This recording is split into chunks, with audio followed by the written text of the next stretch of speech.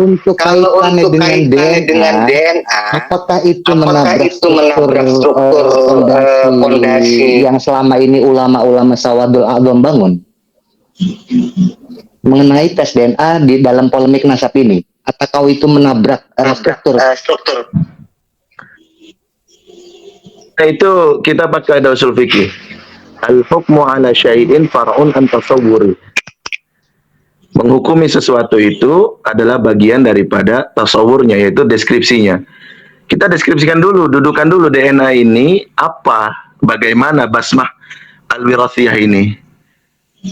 Ternyata setelah diteliti oleh para Kongres Fikih Internasional dengan mendatangkan para ahli-ahli DNA, menjelaskan keterangan mereka dan meneliti selama 1 tahun loh, bayangkan. Mereka memutuskan bahwa DNA itu pada akhirnya, singkat cerita, didudukan hanya sebagai murajjih, bukan musahih. Dan ini bentuk insafnya para ulama fikih. Dia tidak menafikan sains, perkembangan ilmu pengetahuan yaitu DNA, tapi juga tidak gumun. Apa gumun itu? Tidak kesusu, tidak tergesa-gesa, ya, terburu-buru untuk mendewa-dewakan sains baru ini sehingga mendudukannya sangat tinggi, ya, tergopoh-gopoh seperti itu. Jadi sangat tidak sekali. Oke, ini sebagai ilmu pengetahuan, ilmu Allah yang diteliti sesuai dengan Allamahul Bayan, yang Allah mana mengajarkan malam ya'lam. Kemudian tapi juga didudukkan dengan proporsional DNA ini. Jadi kami membacanya DNA ini hanya sebagai murajjih, bukan sebagai musahih. Berarti kan dia bisa dijadikan alat merusak konstruksi ilmu nasab bila didudukan lebih daripada proporsionalnya, yaitu sebagai musahih. Nah, itu yang jadi muskilah. Atau sama sekali dinafikan. Oh, saya udah nggak percaya sama DNA itu, apa itu DNA itu. Nah, ini juga kan kebodohan dan kejumudan. Padahal kita tahu saintis awal perkembangan Islam sebelum Renaissance itu kan, dunia ini kan dibangun oleh para ulama-ulama Islam, baik di kedokteran, kimia, dan sebagainya. Begitu. Iya. Alhamdulillah. Mungkin dipertegas. Maksudnya murad itu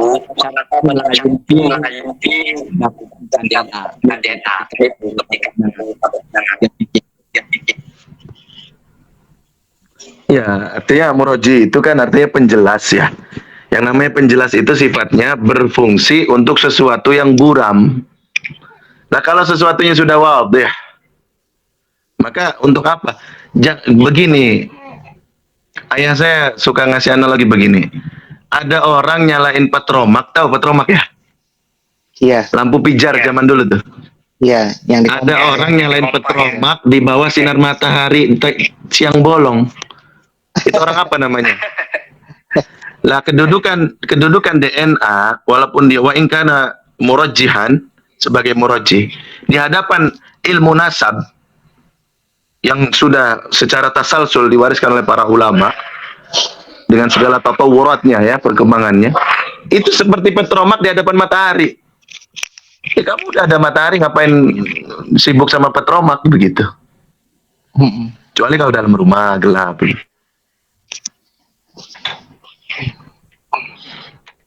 Berarti sederhananya bahwa ilmu DNA itu tidak bisa mensohehkan nasab dan juga tidak bisa membatalkan sebentar. Ini kalau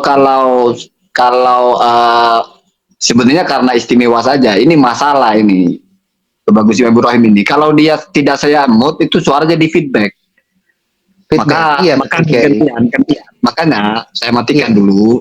Saya sampaikan ini klarifikasinya. Jadi moroje itu bisa jadi salah satunya adalah dipakai ketika ada iltibas, ya. Makanya bahasanya itu ada anak yang hilang. Ini kira-kira siapa bapaknya? Nggak ada yang tahu. Berarti gelap. Maka butuhlah petromak itu. Karena pakai ilmu nasab bagaimana caranya? Ilmu nasab itu ada ikrar misalnya. Ikrar itu harus ada yang mengaku. Dia mengaku pesawat gitu ya. Melakukan pesawat atau apa. Itu kan begitu yang dibaca oleh gitu. Nah ini juga mengkonfirmasi kenapa tidak ada Basul Masail keabsahan, masuk temanya ya, Sadah Balawi. Yang ngapain kita petromak di siang hari? Begitu nggak, Sidi?